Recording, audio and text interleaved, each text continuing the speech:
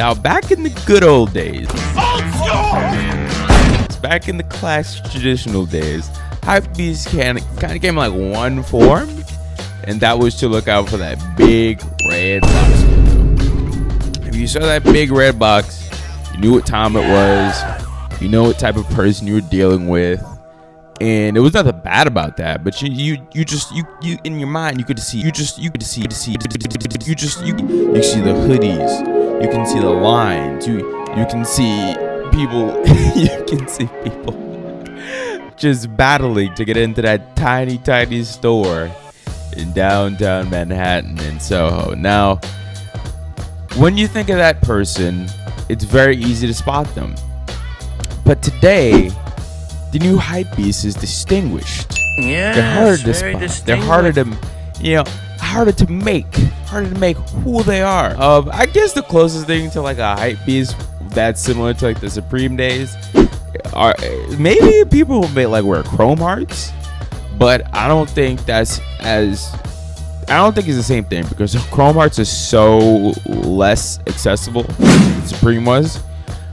Like, it's so much more expensive. So I think like certain people wear chrome hearts, and it's kind of the same thing when it comes to like the hoodies and the t-shirts. But in terms of accessories and the chains and whatnot, the rings and whatnot, I guess that doesn't really apply. Anyway, I'm getting in the weeds. So we're gonna be talking about the first uniform, the first outfit, and meta, if you will, of the modern Hypebeast, and that is the vintage Hypebeast.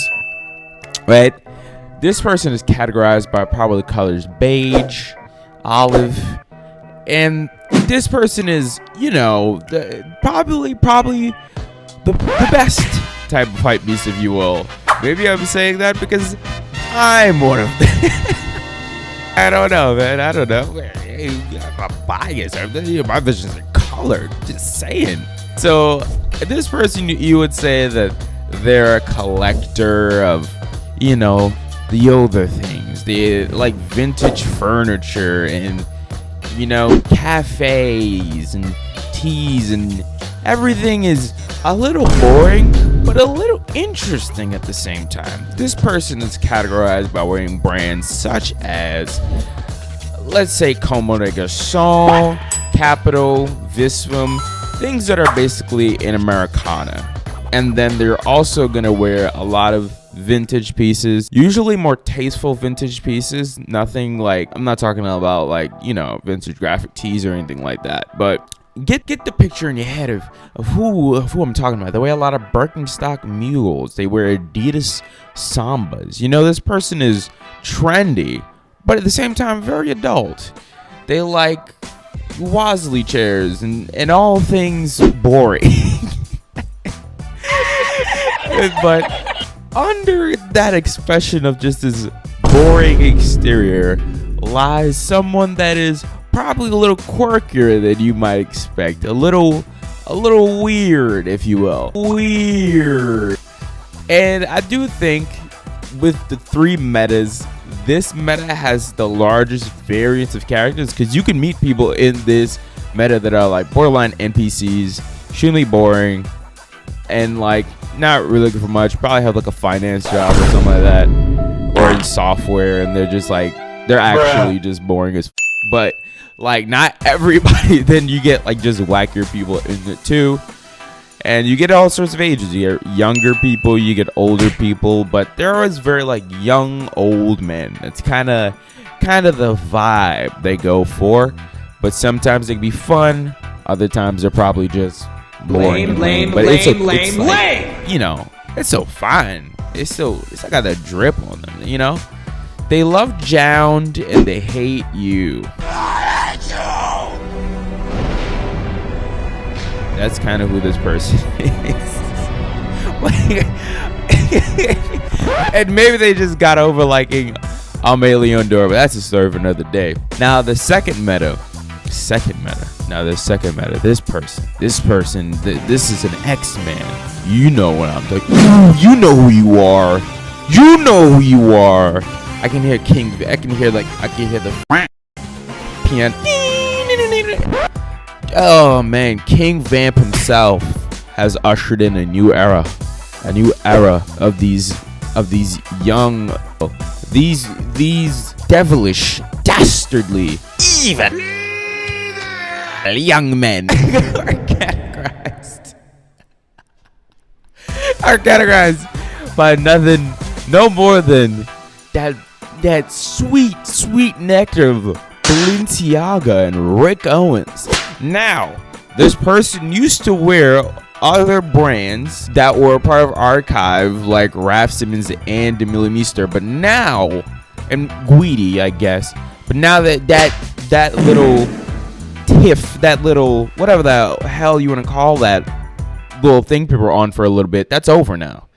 All they want to wear is Balenciaga and Rick. That's the only things that has survived the King Vamps' devilish touch.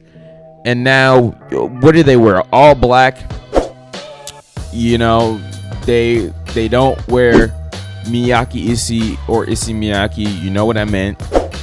These people are just look at the last Destroy Lonely If Looks, video. And you will see exactly what I'm saying. You see how it's like a cult thing. It's a crazy thing going on there. It's a scary thing. It's a spooky thing. They're ghouls. They're ghouls in the night. They're gonna come and get you. Ooh, you know what you are. I don't know what to say about this person. They are weird, bruh. This person is weird, and I don't even know if it's in a good way. And they spend too much money on their clothes, and you never know where they get that money from.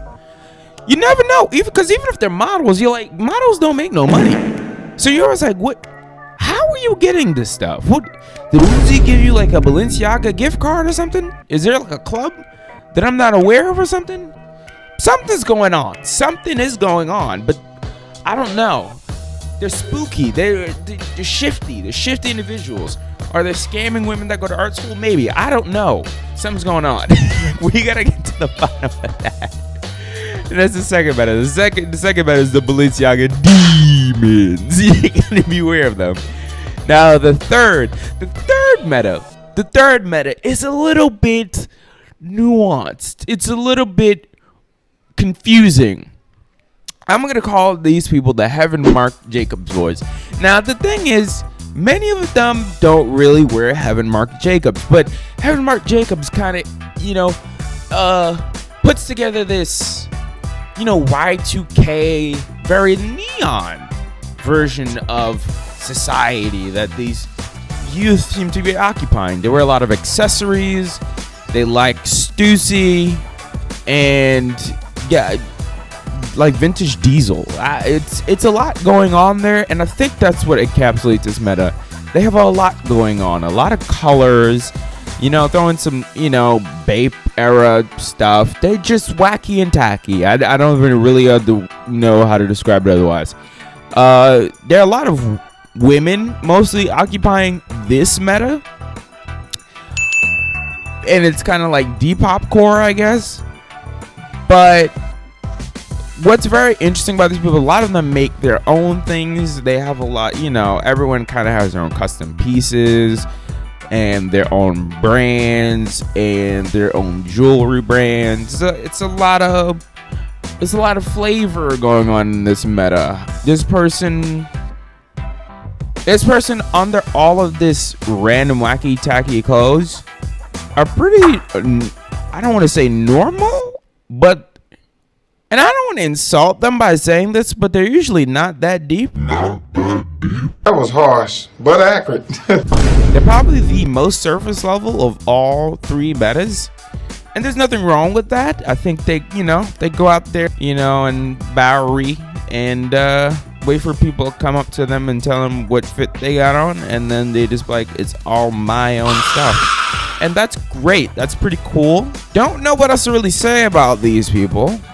They're good people. They don't spend much money, I think. I think they're definitely probably the brokest of all three metas. But good on them. They look good, they feel good, and they their wallets are helpful. Hey, what happened? I hope. Hey, young kids out there. I hope you're doing well. I hope you're doing well.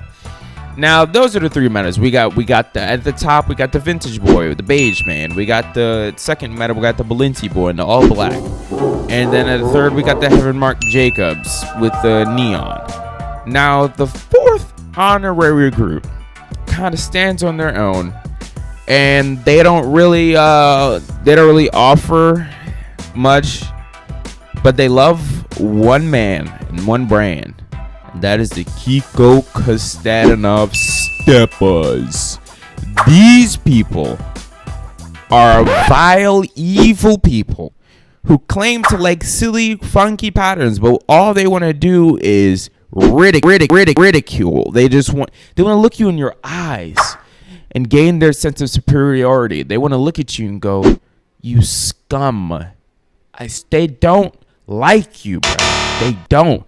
I'm telling you, if you ever run into one of these Kiko Kostatinov wearing villains, criminals, run for the hills, bro. I'm telling you, you don't. They're gonna be talking about pattern making and that we don't care about, bro. We don't even care that much, but they care.